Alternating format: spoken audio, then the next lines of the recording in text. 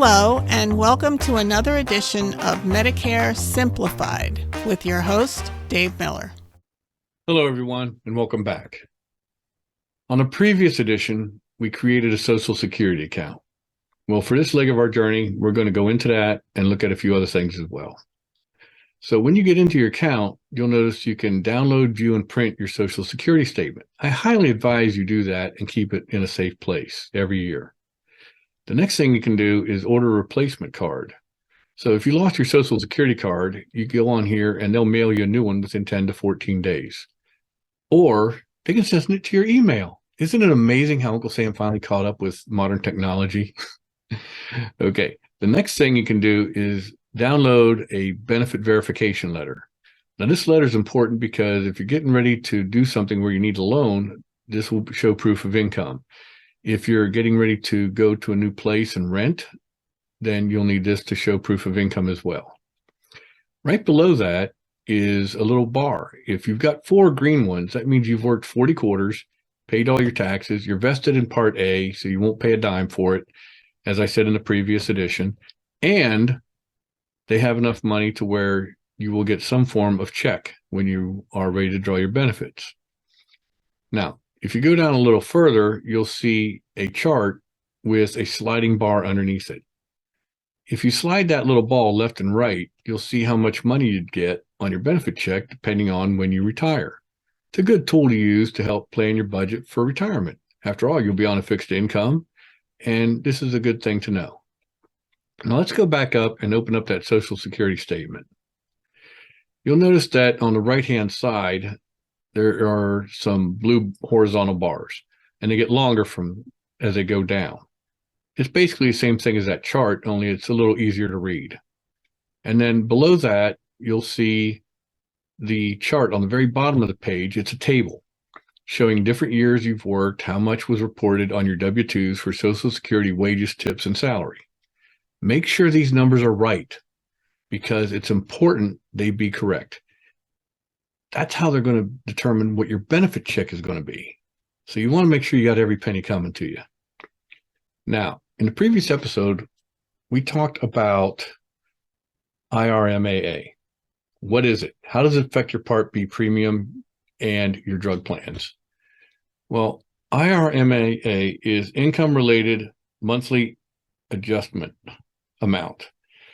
And basically, it's sad to say, but the more you make, just like in income tax, the more they're going to want to take.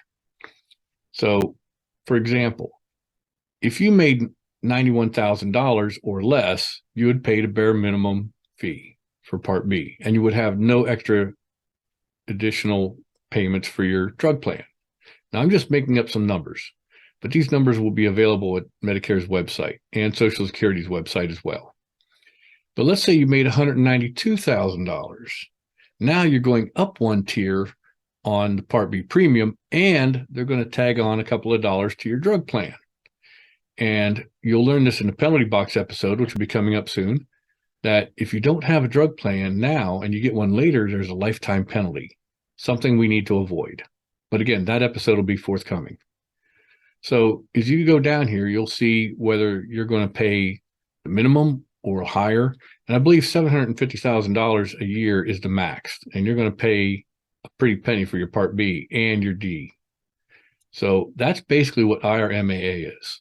Now, there are ways to help reduce that if you have a 401k, 403b, 459, or is it 457? One of those two.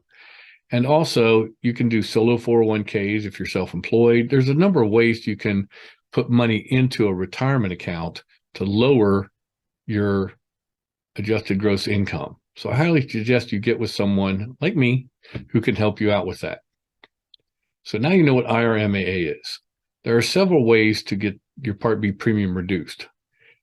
Every 3 years. So if you signed up for Medicare in 23 and you're paying, say, $240 for your Part B premium, in 2026, after your taxes are filed and recorded at the IRS, you can file for a Part B premium reduction, which will also reduce your IRMAA.